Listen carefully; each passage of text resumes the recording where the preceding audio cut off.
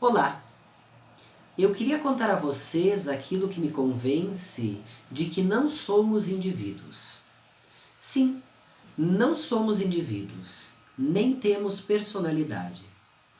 O Álvaro de Campos, poeta criado por Fernando Pessoa, autor português do início do século XX, poeta, escreveu no seu ultimátum que nós, seres humanos modernos que somos, só conseguiremos raspar a tinta, e é uma bela metáfora, que a cultura usou para nos mascarar os sentimentos e as sensações se operarmos a nossa alma.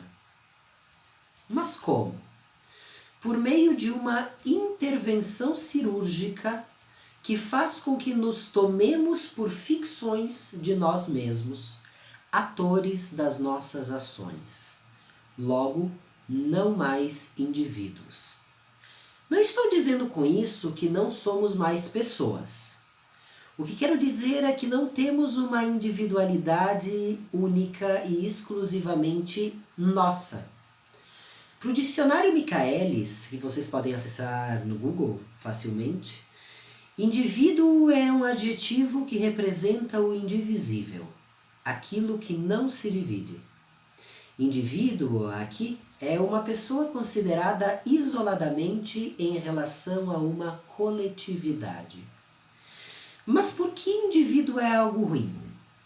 O filósofo francês Michel Serres diz que o termo indivíduo carrega consigo um significado fascista.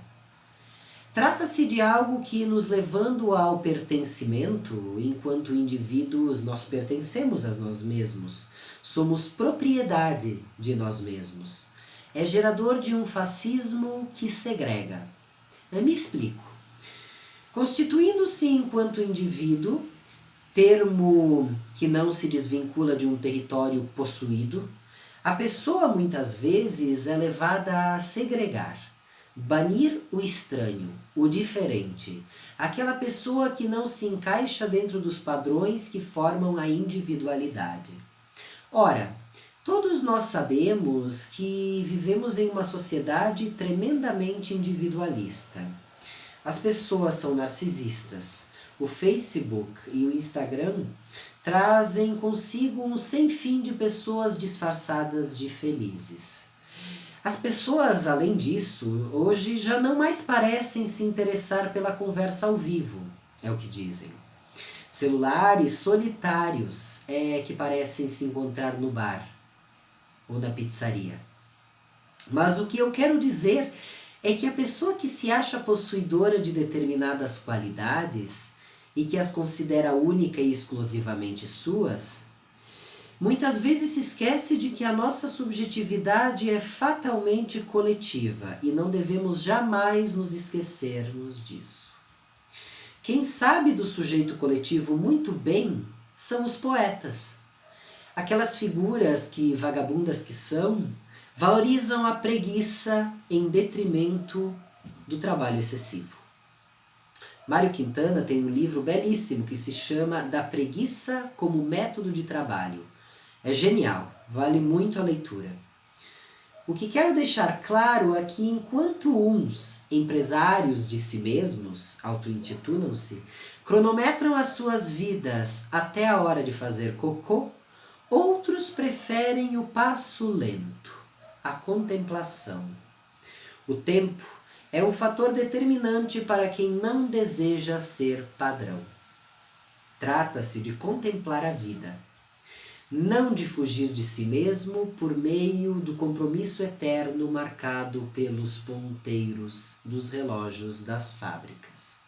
Charles Baudelaire, poeta francês do início do século XIX, do início não, a metade do século XIX, teorizou sobre o flâner, termo francês que merece destaque quando se discute a aceleração da vida moderna e a questão do indivíduo.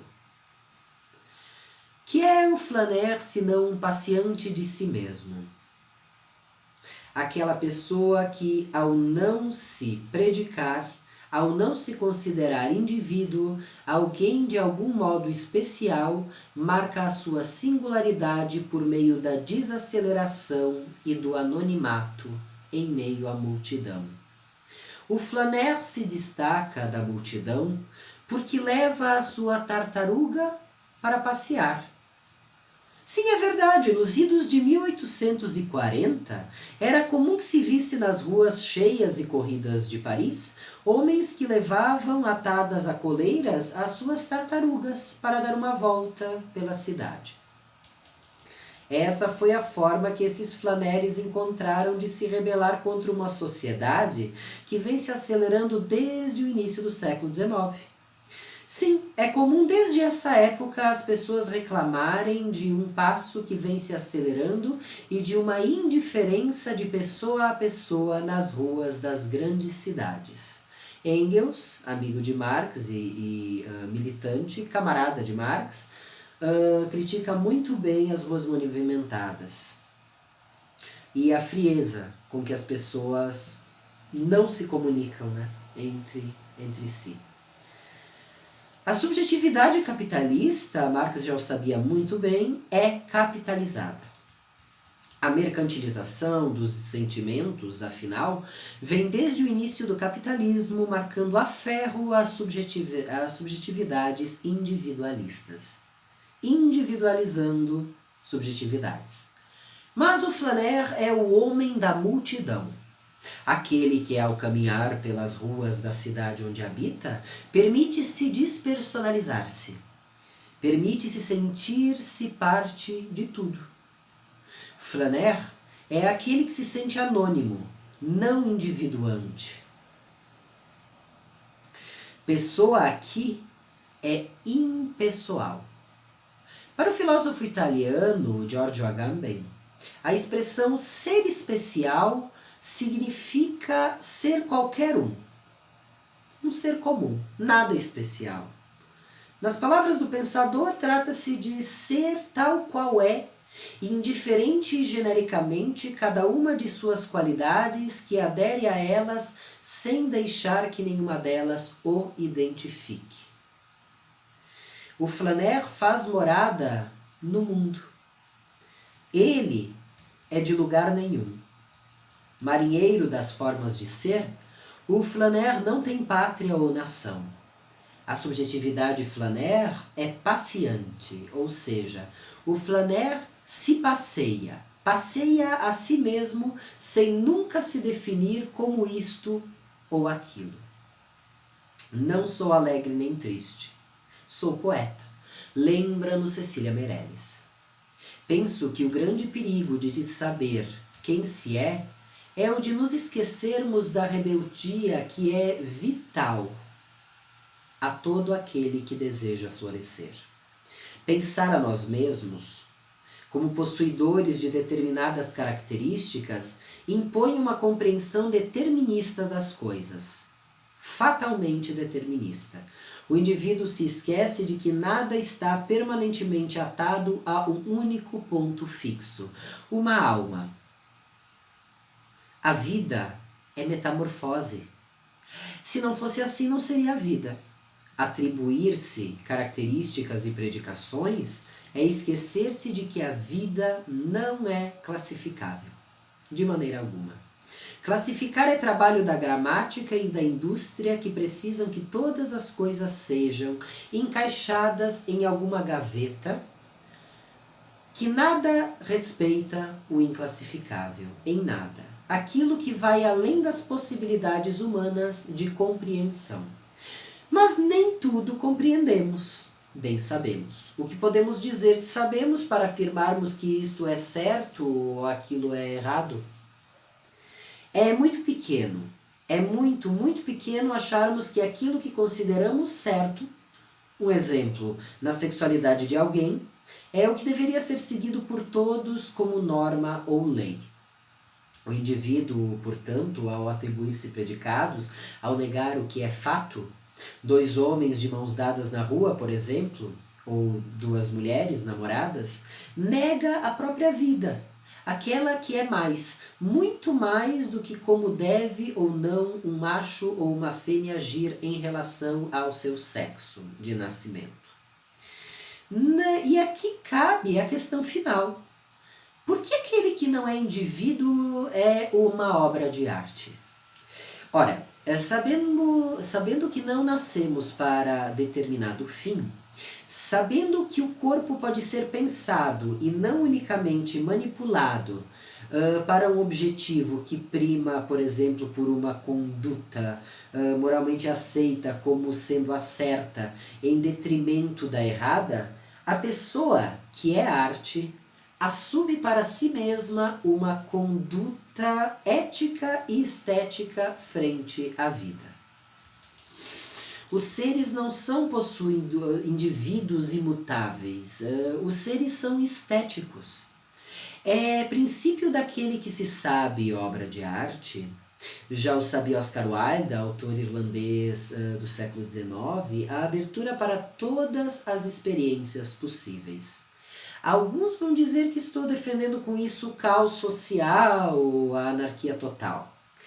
Esquecem essas pessoas, porém, que se saber obra de arte é uma prática ética, um ato eminentemente político.